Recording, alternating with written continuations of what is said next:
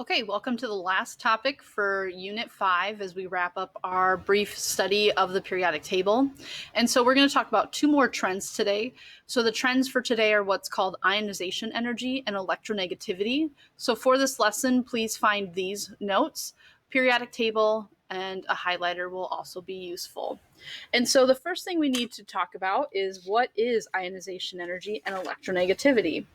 So, as we've established in the last few units and the last few topics as well, is that elements can form ions, and the goal of that is to get to that octet. And so that's essentially where chemistry is all derived from, is this goal for electrons to do something with those electrons to become like a noble gas in their configuration. And so we can look at two more properties today.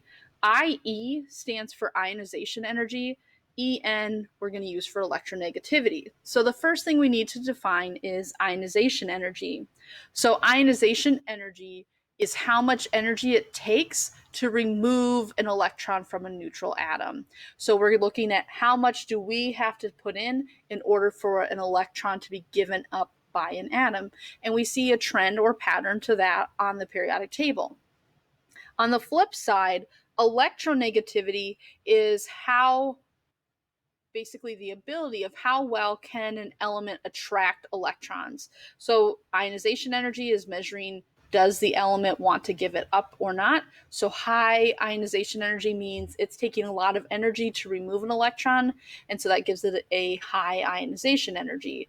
On the flip side of here, electronegativity, the higher the electronegativity, the more it wants to attract electrons. And the reason why that attraction is taking place is because it wants to complete its octet. So it says if blank. So it's saying if ionization increases, it means that the energy required to remove an electron increases. So the greater the ionization energy, it means that has to put in more effort to give up an electron. And that means if it takes a lot of energy, it is less easier to remove an electron. So that element is not really willing to give up that electron. So here it's saying if electronegativity increases, it means it has a greater ability to attract electrons. And that means it is more easier to attract electrons. So high ionization energy means it does not want to give up electrons and it's not easy to give them away. Higher electronegativity means it has the better ability to attract and it can more easily attract. So going back to, does the trend include family 18 or not? So ionization energy includes group 18, the noble gases. And of all the families on the periodic table, they have the highest ionization energy. So remember, noble gases have that correct configuration of a full S and a full P. And so they don't want to give up those electrons. They have an established stable configuration. So that means you have to invest a lot of energy to pluck an electron away from it. Electronegativity does not include group 18. So the noble gases are not looking to attract electrons. They don't have that ability to attract electrons because they have a full configuration. So they're not looking to gain electrons in order to complete the configuration. So just like we discussed yesterday, when you move down the group, nuclear shielding is going to increase because of those energy levels going up. And so attraction, those protons having the attraction for those valence electrons goes down because those electrons can get further out. You have those other in-between energy levels shielding that pull. So to describe, this is for ionization energy here. And so as you go down the group, ionization energy becomes more easier to remove an electron. So as you go down a family from top to bottom, it's easier to remove an electron, and it also requires less energy to remove an electron. So ionization energy overall decreases as you move down the group. For electronegativity, it becomes, as you move down the group, it becomes less easier to attract electrons. And it becomes less ability to attract electrons. So therefore, electronegativity decreases. So what that's telling us as we move in, say, the alkali metals in family 1, hydrogen down to francium, what's happening here is the radius is getting larger. So what happens is these electrons in francium are much more further out from the nucleus than, say, the electron in a hydrogen. So because these electrons are so far out and you have that nuclear shielding, it's easy to remove an electron. So that's why ionization energy decreases. It doesn't take much energy to remove an electron. As where this hydrogen electron would be really, really close to its nucleus, it's going to take more energy to pluck that away.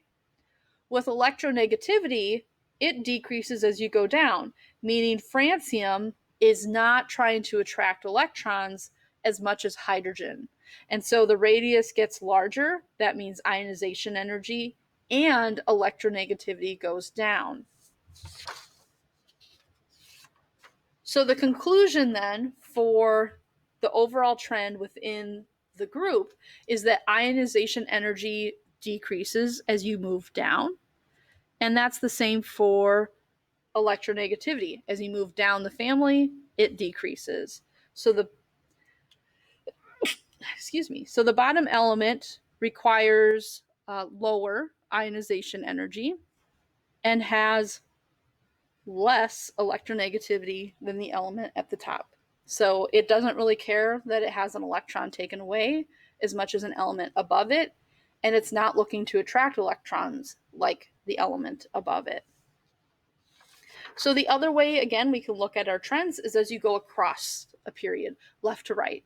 So if you remember, those electrons are being added to the same energy level, and so the electrons are not undergoing shielding, but they're experiencing a change in nuclear charge, and that the nuclear charge is going up because those protons are added one at a time as you make your way across.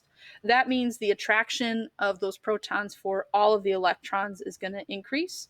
So again, we'll discuss this through ionization energy and electronegativity. So as you go left to right, it becomes less easier to remove an electron. And it requires more energy to remove that electron. Therefore, ionization energy increases. So that atom, as it gets smaller, it desperately wants to hold on to the electrons it already has. So it's not easy to take the electron away. If you do take the electron away, it takes a lot more energy to do that compared to an element at the bottom of a group. For electronegativity, it becomes easier for it to attract electrons because of that smaller radius.